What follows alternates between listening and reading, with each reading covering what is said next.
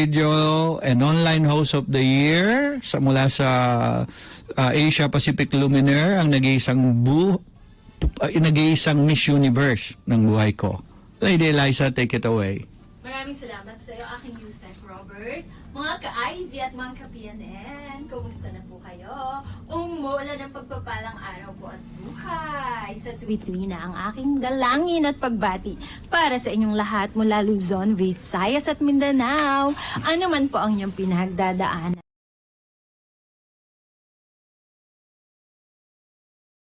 po kayo naroroon mula Apari hanggang Holo. Mayap agad panapon sa Kapampangan. Naimbag nga malem sa Ilocano. Masanto siya nga rem sa Pangasinan. Marhay na udto sa Bicolano. Maayong hapon sa Kabisayaan. Siya magkuyab in the Batanes Islands. Mayad nga hapon sa mga Aklanon. Buenas tardes sa mga Chabacano at sa ating mga kababayang Muslim. Here and abroad, Assalamualaikum, peace be upon you. And because Pilipinas Ngayon can be seen and heard worldwide, please let us greet you hello at random languages. Allah, aloha avakea, merhaba, guten tag, bonjour, Isdras tuite to our brothers and sisters in Ukraine and Russia. Please know that we are with you in love and prayers. Ni hao, konnichiwa, annyeonghaseyo, sawadi, xin chao. Yusek Robert. Exciting ang ating Pinanonood kita sa mga iba-ibang langwaheng sinasabi mo eh. So, hello in Dutch. Yes. Because our very special guest ay very close to our heart too. Of course. Yes. She graduated from the Ateneo de Manila University. She took up BS Psychology and is now a registered psychometrician and is now taking her master's in educational leadership at the De La Salle University in Manila. She is passionate about art, crafts, archery, and helping young people thrive. Ladies and gentlemen, please welcome with a big round of applause, Miss Chelsea Tambunting. Hello. Good afternoon, Lady Liza and Peter Robert. Yes, si Miss Chelsea Tambunting po ang unika iha ng ating pong kasalukuyang Congressman Gas Tambunting o Parañaque, ng dati pong Congresswoman doon ay yung mami niya naman, si Congresswoman Joy S. Tambunting. Yes, so that's why I'd like to ask, what is a day like in the life of Miss Chelsea Tambunting, being the daughter of public servants? Yes, go ahead. How do you maintain work, life, and community service balance? Yan. Can we see her now on screen? Okay. Go ahead, Chelsea. Hi, Tito and Tita. Wow, ang ganda naman! Yes, Alright! Oh, kaya proud na proud daddy mo eh. Kamukha ka si ka raw ng mami mo. Go ahead. Yes, definitely. Thank you for that question po. Actually, I'm very blessed because growing up, my parents really made us feel that we are normal. They didn't really put us on a pedestal. We were always made to remember to stay grounded. Yes. And with that, we lived pretty normal lives. Definitely when I was growing up, we would go to school, we would study well. Now that I'm older, I have my meetings in the morning, and whatever service I have with my parents, that would be in the afternoon to the evening, especially during the past few months. I think one thing though that differentiates my experience from my peers, my usual peers, is that I really grew up exposed to the realities of our country. And now that I am working, in my own little way, I try to be part of the solution to those problems in our country. Keeping the balance is definitely a challenge sometimes. Physical, mental, and spiritual wellness is a challenge, especially with everything that we have to do. But one thing I try to do is to start my day with a prayer. And then in the day, I make time for, of course, work. But also, I make time for myself, especially at the evening. So, yun naman po. Okay, because a lot of people are asking, how is it like growing up when your mom and your dad are both very successful politicians? And usually, children of politicians, sometimes they become spoiled. But just like what you said, Yes. because you're very well grounded, including your brothers Isaac and Jacob, so a lot of people admire the way you were brought up, but also because I think you have a very prayerful grandmother, si Ate Terry Mrs. Tambunting. Terry Tambunting. And of course, grandpa, father, Mr. Sunny Tambunting. Miss Chelsea, there's a question here.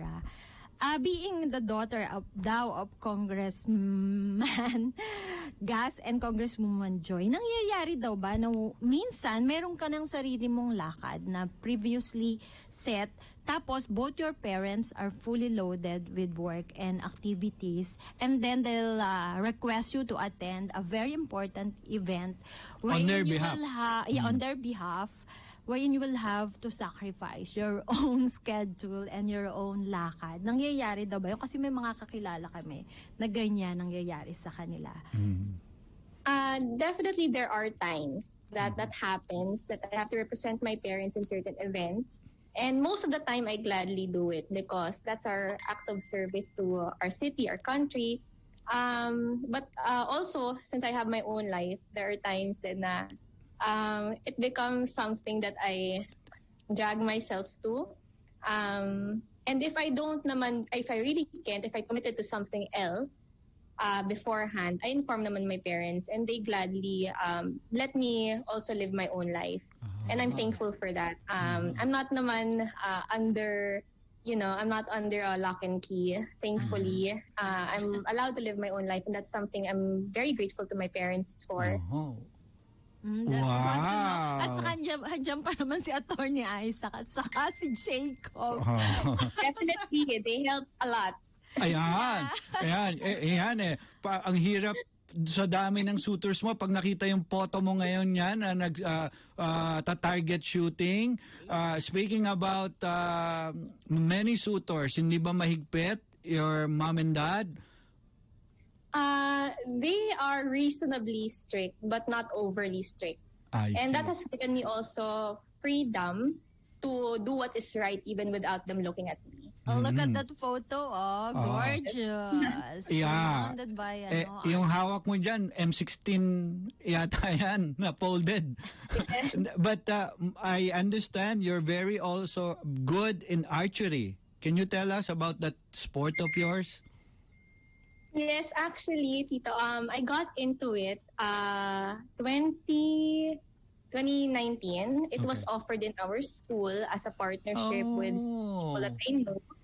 And then, since we offered it in school, I decided to enroll myself as well because I believe I'm a lifelong learner. I like learning new things, sometimes to a fault, kasi gusto ko talagang maraming ginagawa. So, yun, I got into it at 2019, and then during the pandemic, that was one of the only non-contact sports. Yes. Kasi, diba, bawal yung mga basketball, bawal yung soccer. Archery can be solo, diba? Exactly. It's not contact. So that's really when I honed my skills because, of course, we were all at home at the time, and I did it at home. I put up my own target, and I set up my bow and arrows here. And then that endeavor really made me helped me focus. It really helped me it helped me prioritize because it just like any other sport, diba? It helps you maintain your focus on certain tasks at hand. And that was very helpful during the pandemic when everybody was kind of finding themselves, finding where their place was in the world. Yeah. And the sport of archery helped ground me. Yeah, and beating quarantine fatigue, ano? So speaking of school, Miss Chelsea, your family runs a school.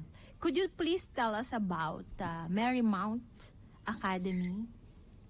Yes, Tita. We have We have Marymount Academy. It's a K-12 school. We have 3 branches, all in Parañaque, one of which is in the BF campus, BF Homes. We also have in San Antonio, Parañaque as well, and Better Living Parañaque as well. So for our main campus, we have K-12. We also have nursery and special education. In our San Antonio campus, we have grades 11 and 12. And in our Better Living campus, we also have preschool to K-12 as well, and special education.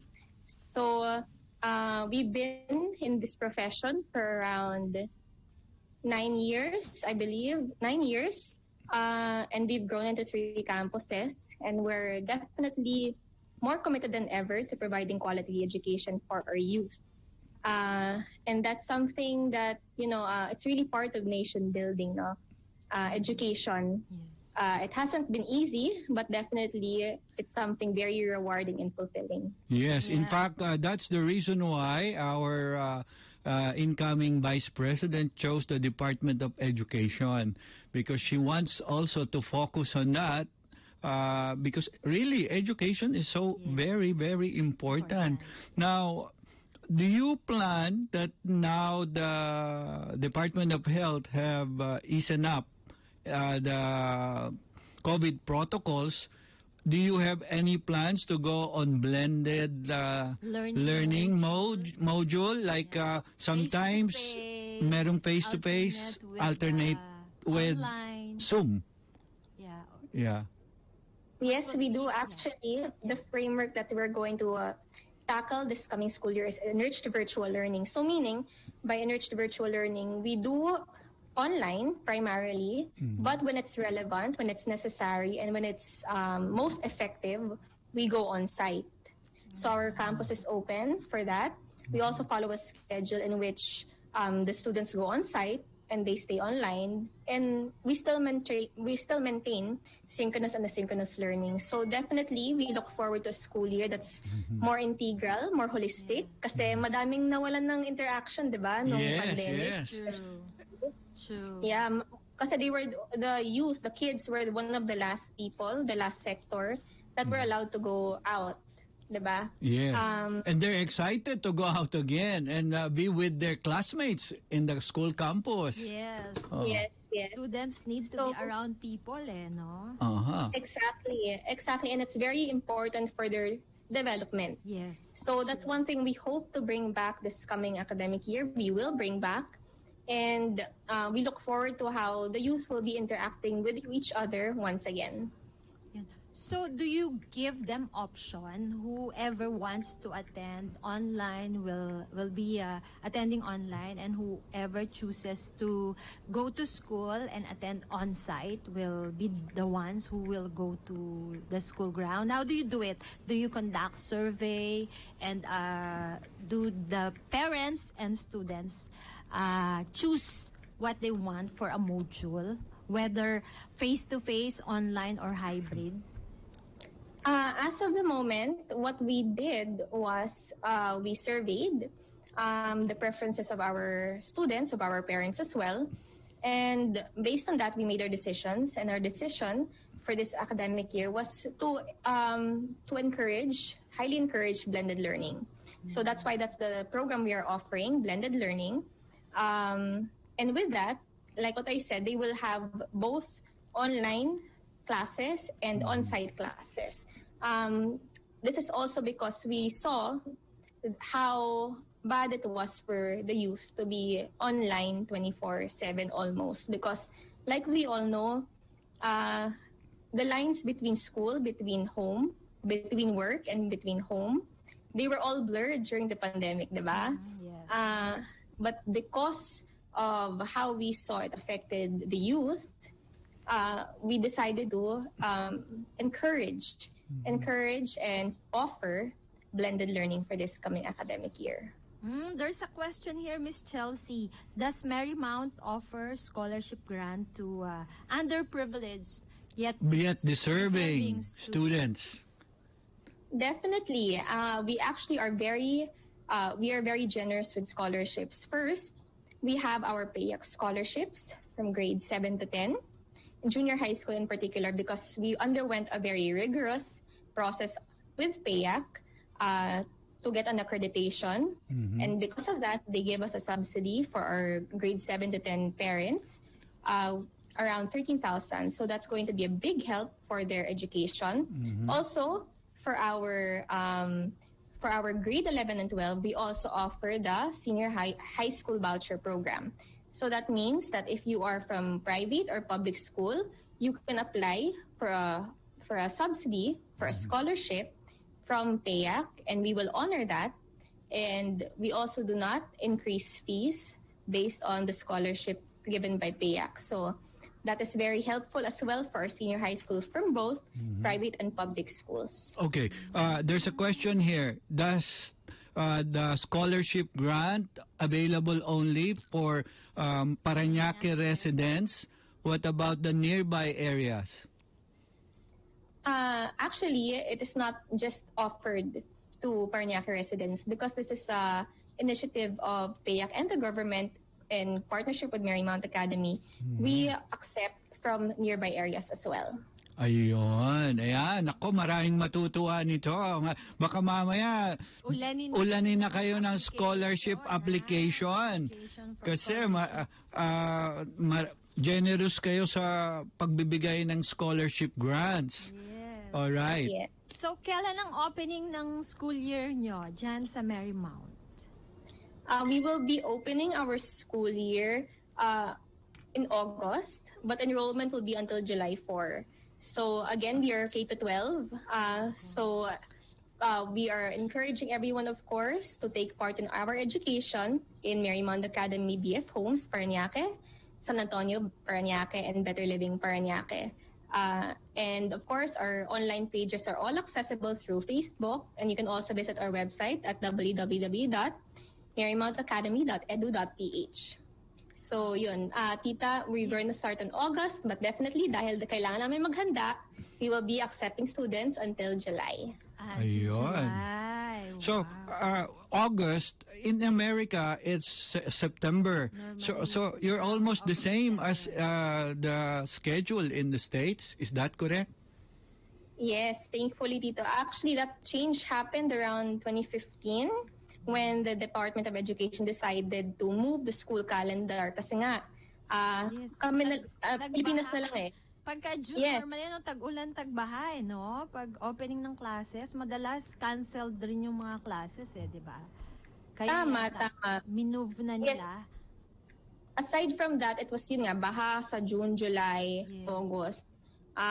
Aside from that, we were the only country in this area, Southeast Asia, na March nag-end. So, yun lang. Summer, technically, kids are still in school now. So now, like in our school, what we call the summer break is now more of the intercession break, not anymore the summer break. Kasi hindi na nga summer. Intercession break. Yeah, intercession break. Now, there's another question here, which means students are studying in Marymount. If, for example, they decided to go to the US, aabutin nila yung September enrollment there? Is that correct? Hindi madi-disrupt? From what I know, kasi normally in the US, kahit anong oras ka dumating doon, pwede ka mag-enroll eh. Doon sa na-experience ng dalawang anak natin, di ba? Nang isa lang pala. Ni RC. Kaya, kahit anong oras pwede Yes, sa I think US it's eh. correct. Kasi yung aming corporal ngayon, January siya nag-start doon eh. And yet, nakagraduate pa rin siya ng senior high in May. So, walang problema. I see. Pag galing sa Philippines, based on our experience. Yeah. So, may advantage pala yung school nyo na if they are enrolled in your school and then some of them, usually children of expat and diplomats, and then suddenly they are called back to their mother country, even if they leave your school, mabilis silang makaka-enter sa US dahil yung September enrollment almost the same as yours, correct? Yes. Oo. Yes. Miss Chelsea, meron lang curious listener dito. And what does a registered psychometrician do daw? Parang Alright. hindi masyadong familiar siya dun sa... Yes, actually, and I don't blame our listener today, because first of all, it's a new profession. It was only professionalized. When was that? It was only professionalized by the PRC 2016, I believe, or 2015. So doon lang nagka-exam for the boards. Basically, this is a very hot topic because I know mental health is very well known, diba? Yes. Nowadays. Yes. So basically, what a registered psychometrician does is testing. It's more of assessment. So assessment of psychological disorders, or even just academic assessments. We can provide those, and we can do the write-ups of those and recommend to the psychologists. So we're the ones who recommend things, who recommend diagnosis or assessments to psychologists and psychometricians and psychiatrists. Okay, So- speaking about psychiatrists, Chelsea, in the Philippines, there's a stigma about that. Pag sinabing, papadala yan sa isang psychiatrist, akala, pardon my language, akala mesayad. So, may stigma siya. But in reality, even sa States, pag nagpunta ka sa isang psychologist or psychiatrist, it's just because you wanted to unload some of the things heavy in your head or in your mind. And then, yes, to a professional, because you need to seek a professional help, correct? And help. Yes. That is very true. That is very true. And I think one thing I like about my generation now, and the succeeding generation as well, the next generation, it's becoming more open. We're talking about it more, and it's becoming more accepted. And because it's becoming more accepted, we are finding solutions towards it. Unlike in generations past, it's more of drama lang yan, diba? Or baka may side. There's no politically correct term for it. But now we know that there are correct terms for that. And also now we are finding solutions towards all of these mental illnesses that we are confronting. And what I especially like about this season is nagiging uso na ang mental wellness as well. We're finding programs to prevent these difficulties that we can have mentally.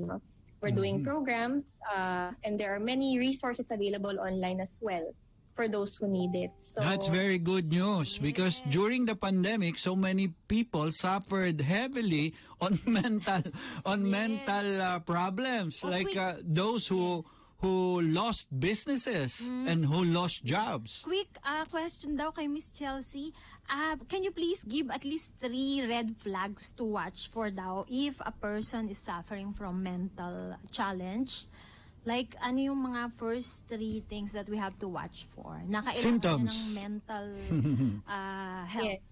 Yes. Definitely, I cannot speak for all cases, but because there are a lot of cases, different cases, and different diagnoses. But definitely the more obvious symptoms are first, lack of interest in doing the things they usually like doing. Lack of interest in the things they're used to do. Okay. Yes. Next. That's one thing. And then second, of course, letting go of taking care of one's physical health. So that means not eating, not sleeping. So those are things. Okay. And lastly, this is the more obvious one that maybe not everybody takes seriously, but I'm going to say it straight out. When they actually tell people that they are suffering and they need help, I don't think we should take those lightly. Kasi usually kapag nag-open up ang mga tao, sometimes ang response na nakukuha nila, kaya mo yan, drama lang yan, lilipas din yan. But when somebody opens up to you and says that they have been feeling down for so long, maybe 6 months, maybe that's a time to actually encourage them. Maybe you might need some sort of professional help, or just also always, I think as friends, and family, one thing we can do is offer to listen to them. That's a very simple thing, but it's very important as well to listen to them and to support them. Yes. So when they try to reach out, don't take them for granted. All right. On that note, we would like to thank Miss Chelsea Tambunting for those very informative Baka mag-part 2 kami ng invite sa'yo. Ang ganda ng topic eh. Sayang at inabot na tayo ng oras. So again, we would like to thank Miss Chelsea Tambunting from Marymount. And I hope we can have you again live here in the studio. Yes, thank you so much for your precious time, Miss Chelsea Tambunting, and regards to your parents. All right. More power. God bless you more and more. All right. Thank you very much. Maraming pong salamat at wag po kayong alis. Magbabalik po ang Pilipinas ngayon pagkaraan lamang po ng ilang mahalagang paalala. The time for your convenience is now 1:31. We'll be right back. Ang bahaging ito ay hatid sa inyo ng Ozonizer 2C, Air and Water Purifier and Food Sanitizer, distributed by Life Formula Synergy Incorporated, with telephone number 0928-201-6141 and 0917-377-6768. Ozonizer 2C, ang mabisang panlaban sa COVID, now open for distributorship. Pilipinas Ngayon na! Patuloy na naglilingkod sa bayan. Mas todong pagbabalita. Mas todong pagseserbisyo publiko. Ito ang DWIZ 882. Mas todong lakas. Mas pinakikinggan ng buong bansa. DWIZ 882. Sa komentaryo, numero 1, Karambola. Sa pool, si Jarius Bondo. Teka, alas 4:30 na. At laban para sa karapatan.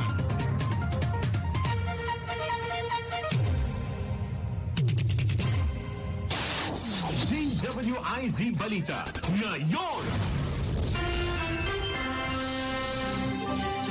Mananatiling tagapagsalita ng Commission on Elections si Law Department Director John Rex Laudianco. Batay ito sa memorandum na nilagdaan ni Acting COMELEC Chairperson Socorro Inting noong Hunyo 10 na ipinalabas lamang ngayong araw.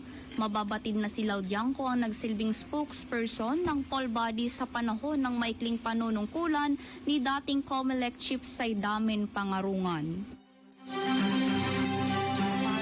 Dagang impormasyon at mas marami pang mga balita, bisitahin kami sa aming website www.dwiz882am.com at sundan ang aming Twitter account at Facebook page DWIZ882. Ako po, Sir Ariam Sancho. DWIZ Balita ngayon!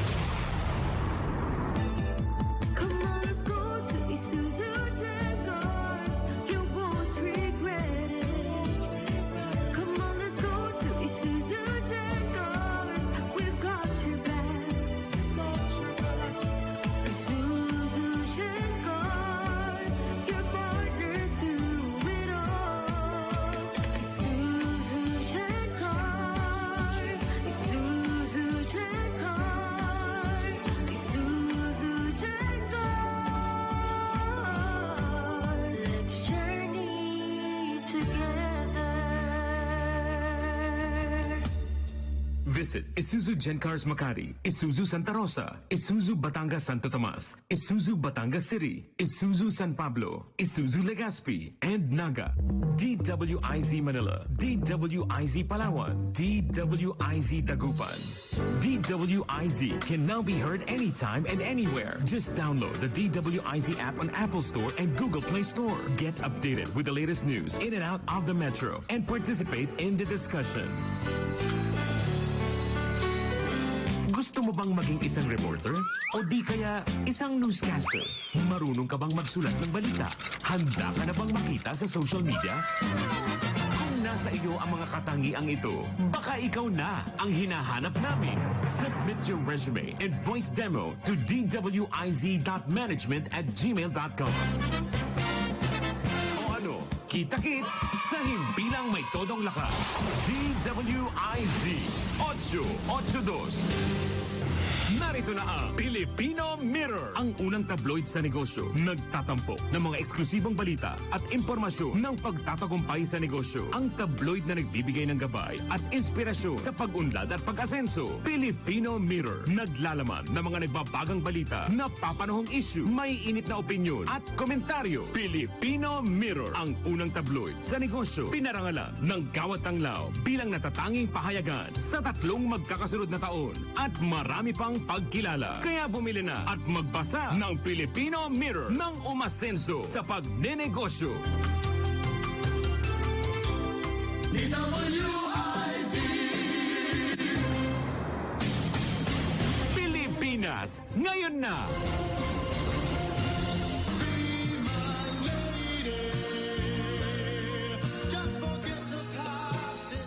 Welcome back to Pilipinas Ngayon na.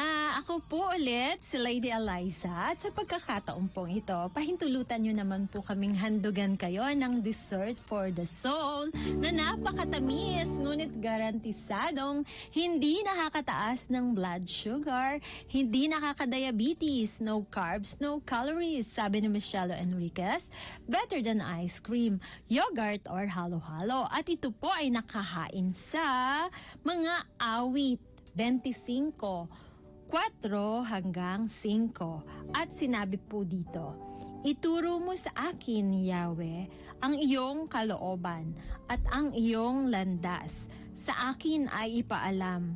Turuan mo akong mamuhay ayon sa katotohanan, sapagkat ikaw ang Diyos ng aking kaligtasan.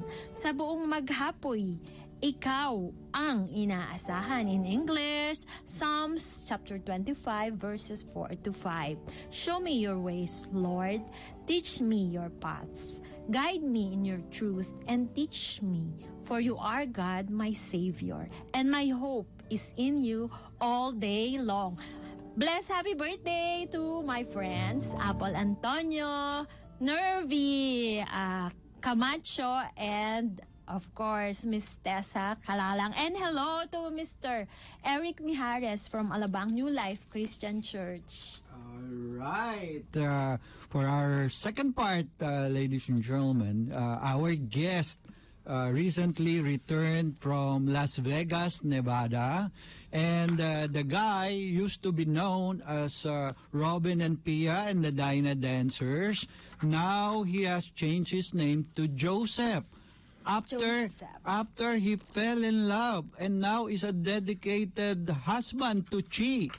So we'd like to welcome on the show Joseph and Chi Santos. Good afternoon. Welcome to Pilipinas Ngayon na, Mr. Joseph, Mr. and Mrs. Santos. All Good right. to see you. All right. The last time we saw each other sa Vegas pa, no? I think that was more than a decade ago. 2014. Yeah. 2013? Oh, that's a Yes, long I time. think so. Yes, that's a lot. That's long time ago. Long time. Now, Joseph and Chi, My idol. we'd like to greet you. Belated happy anniversary. Yes, Wedding anniversary. belated happy anniversary. Medyo sweet po ang usapan natin ngayon, mga ka-IC, mga ka-PNN. Tungkol sa love and relationship and how- finding one true love even in your Senior what should moments. I say? Senior years. Senior years. Yes. Robin, nag-60 ka na ba? Better late than never. Yes, better late than never. Nag-60 ka na ba? Hindi pa, di ba? 59. Oh. Hindi pa pala, sorry. Hindi pa naman pala 59. senior This year? eh. This year or next year? Change the topic, please. Yes, let's change. Sabi mo kasi akala ko tuloy senior na. Eh, batang-bata pang tingnan Tsaka, si Mr.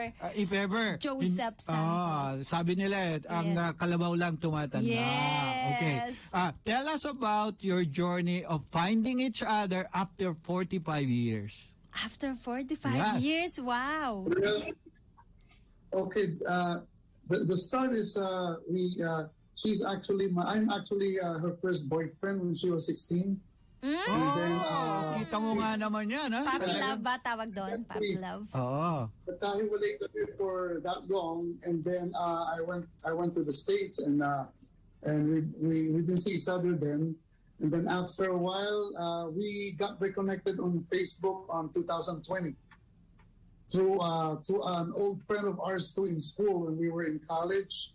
And then we got reconnected on Facebook 2020. Okay. And during that time, I cannot recognize her because of her name got changed when she got married. She got married, and then of course her last name got changed into a different last name, which I used to know. And then I'm just so fortunate when I met her. I found out that she's already widowed. So, and you were at the time you were separated already. Remember, I went to see you in Vegas.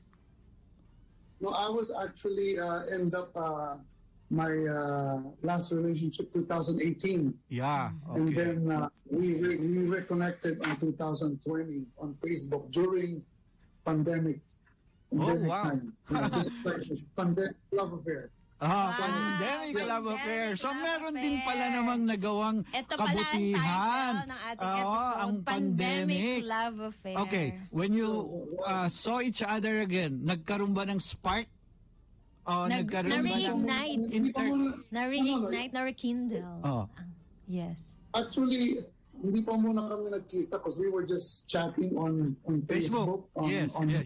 Yeah, we were just talking and video calling each other for a while. And then we tried to recall whatever we've been before. And then I was just surprised that I can't believe I saw her again. And during that time, I'm just don't want to get into any relationship. And she's widowed too, and she's fine too wherever she is. And then I just started being friends with her, and I courted her, and I said I want to get to know you more. And you know, we've known each other for so long. And then I don't know. It's just fortunate that she's already widowed. She's free and I'm free too. So what a coincidence, right? Okay. So now let me ask Chi, when you were able to get in touch with Robin, or now Joseph, was there any excitement or was there any spark? Because you were just 16 before. What was your first reaction? Well, of course, it was, it was good to see an old friend, especially, he was my first boyfriend. But it did not really ignite any spark, as you said. Because that time I was busy with something else, and really I don't even have any plans of, starting a relationship. I was contented with what I was doing when we found each other. And so, go ahead. Go ahead. Robert, you know what happened is I courted her and she busted me. Can you believe it? Okay. She turned me down because she feels like I feel like I'm because I was an entertainer in Vegas and I was singing to her and she was watching my shows. And then when I told her I'm serious, I wanna be with her and everything, and I told her if you agree, I will go there in the Philippines and marry her. Propose to her. No, propose to her first. Actually, I proposed to her. And finally, after a while, she accepted me, and then I said I'll be there, but unfortunately, it's a pandemic and I can't travel, so I gotta wait a few more months to come here, which is February of 2021. I was able to get back to Vegas, to the Philippines. And then when I'm back, I proposed to her like a week after, and then history. The wedding took place. The rest is history. And the rest is history. Then I took her back to the U.S. in Vegas, and we got married there. Sa Vegas pala yung picture na yun, ha? That's when you married her nung pagbumalik ka na ng Vegas. Okay? No, I just went back there, we got married and got back here again. Talagang gusto mo na bumalik dito to be with her. Si Eliza, I married her also in one of the chapels in Las Vegas. That was our second wedding. We got married 4 times Yes. First in Hong Kong, next in Vegas, third in Portofino in Palazzo Verde na ngayon before. Yes, and Fernbrook then sa Gardens, Alabang and New then sa Life. Alabang New Okay. Life Christian Church. When you came back to the Philippines with her, I've noticed in many of your posts, you're a changed man. Hindi na yung Robin Santos na television personality at front act ni Tom Jones. Remember when I went to Vegas, nag-front act ka kay Tom Jones? So, iniwanan mo na yung pagiging entertainer? Is that it? I think I'll just rather sing to the Lord. I'm a changed man. Good. I'm happy to hear that. You'd rather sing to the Lord. Yes, yes. I agree with and you. to my wife also. Go ahead. So nowadays, you do not perform anymore as much, but you sing to the Lord. And is Chi with you on that decision of yours? Chi? Yeah, of course. I support him 100%. Actually, well, he was saying he got busted the first time he courted me. It was because I saw something, I saw in him, what I saw in him that time was, a typical showbiz man. Yes, He was yes. arrogant, full of ego. He wanted everything, he wanted everything right away. And I told him, it's not because we've met and, you can get me right away. I'm a dalagang Filipina. Ito. Mahinhin. Dalaga Pilipina, yes. Mahinhin. Yes. Okay.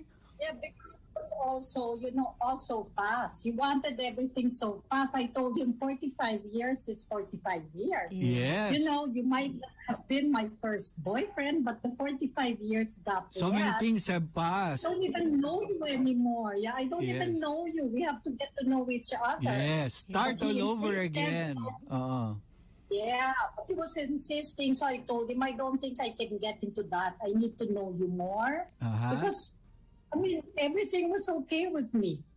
So, para bang, getting into a relationship and with the kind of man that he was when I first, reconnected with him, oh my, I don't think I can live with this. So Miss G, gaano katagal mong panahirapang manligaw sa'yo ulit si Joseph bago ka nag-decide na to say yes for the second time around?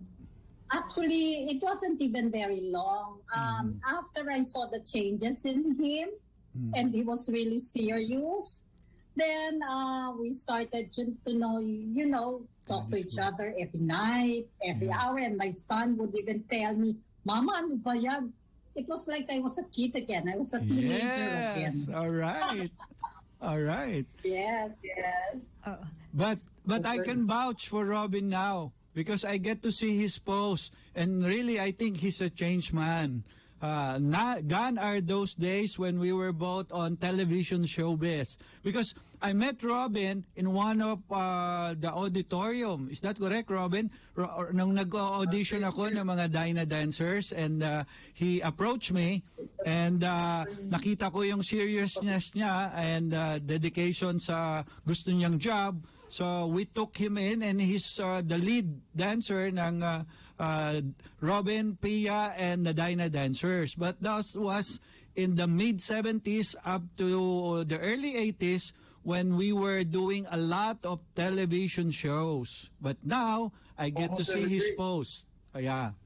And it's about giving his talents back to the Lord. Correct ba, Robin? Joseph?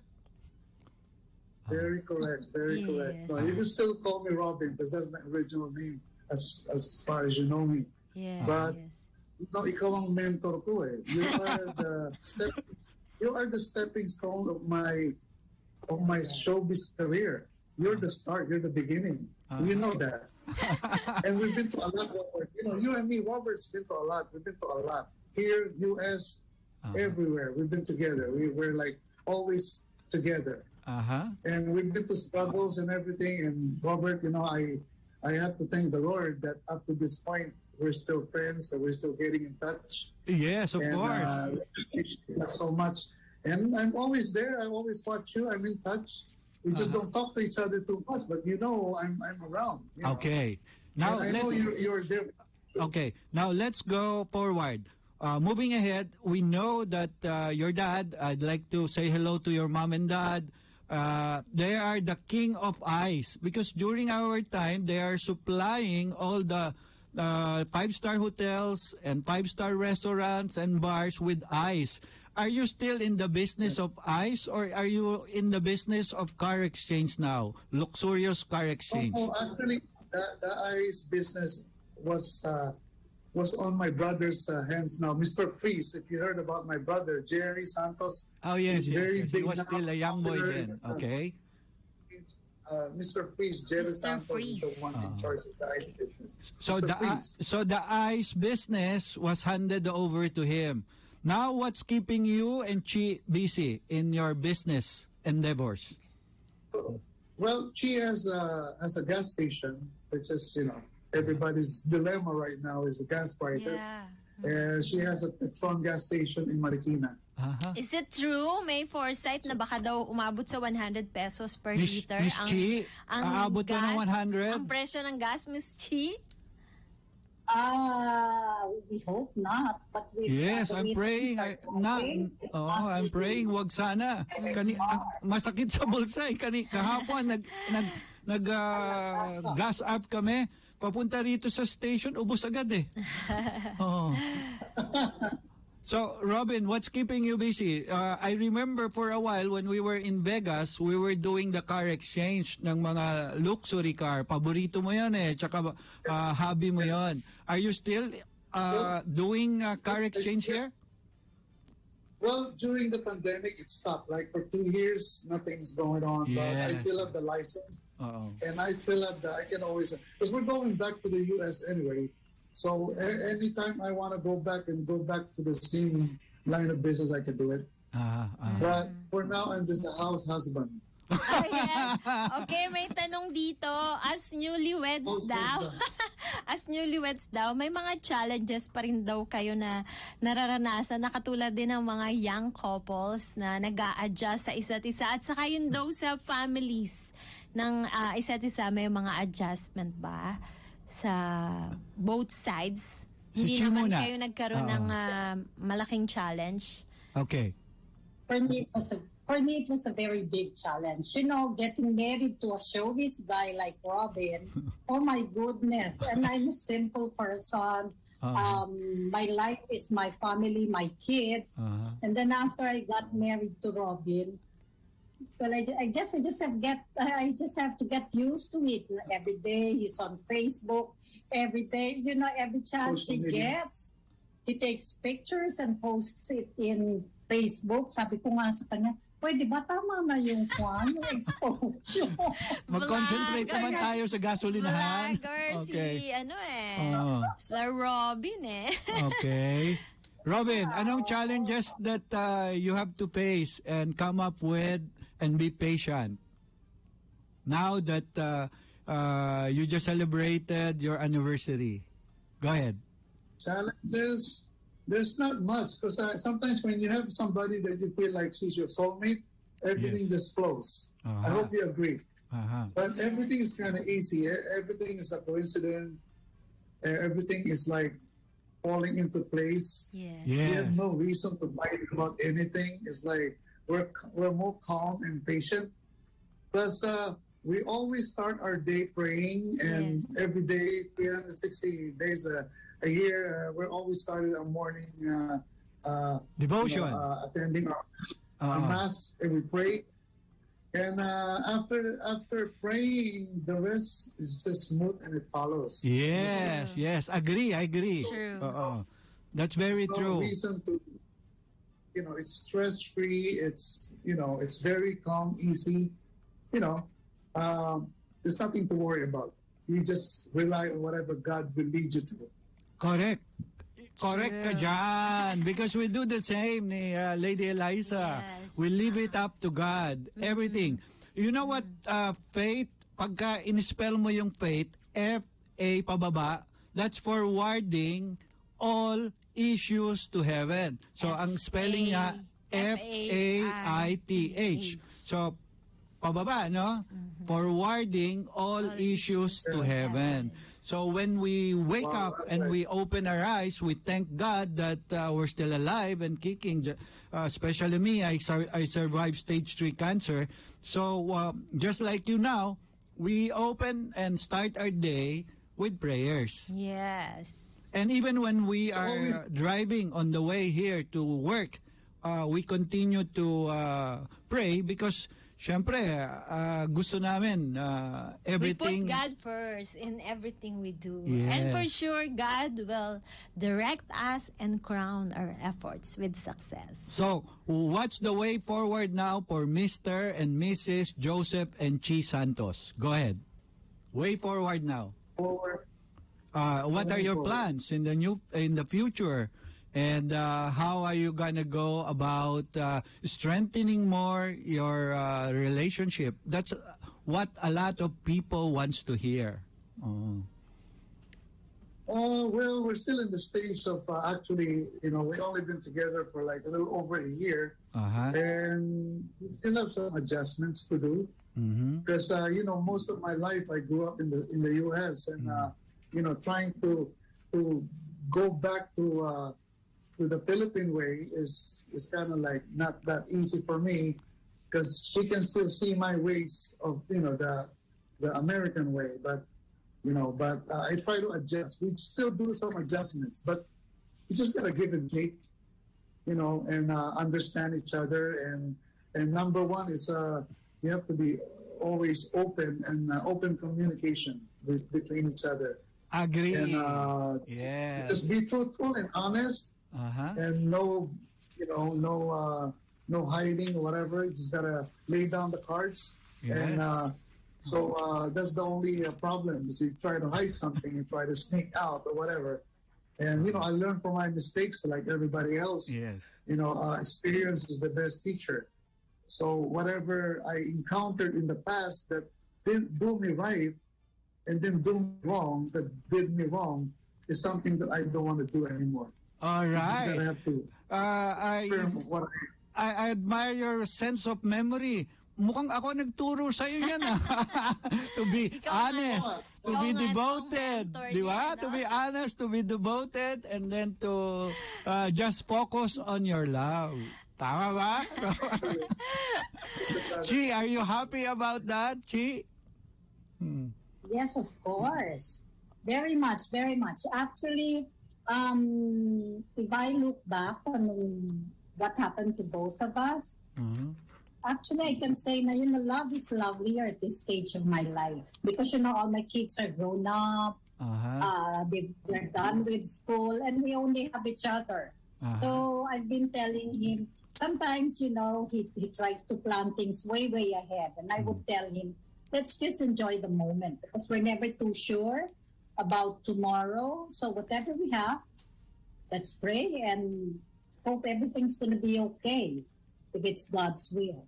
Correct. All right. Thank you so much for the precious time, Mr. yan ang gusto and namin Mrs. malaman Joseph at and marinig. Chi Santos. God bless your marriage more and more. Yes. Thank you so much. Yes. I gotta see one of the days. Yes.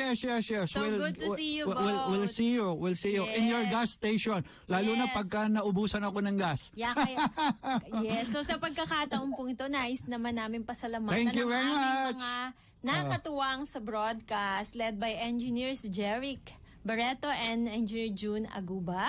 Ang aming mga CAs, Miss Mays, Miss Micah, Miss Abby, Sokmed, Jam, Jello, writers, Mara, Ariam, and of course, ang aming news director, Miss Juday Estrada Larino. And thank you to Chairman D. Edgard A. Cabangon and our station manager, Mr. Vic De Leon Lima. Huwag niyo pong kakalimutan si Miss Loli Rivera Acosta sa kanyang programang Sulong na Bayan at patuloy niya kayong bibigyan ng inspirasyon to keep all your worries away. Susunod na po. Yes, I'd like to greet Kate Gagarin ng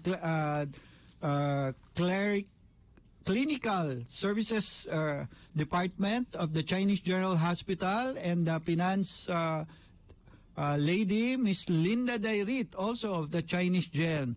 Maraming salamat sa supportan nyo sa amin. And also Miss Doris Navarro from the office of Dr. James G.D. Thank you so much, Chinese General. On that note, napapanood pa rin po tayo on test broadcast sa aming pong channel TV 23.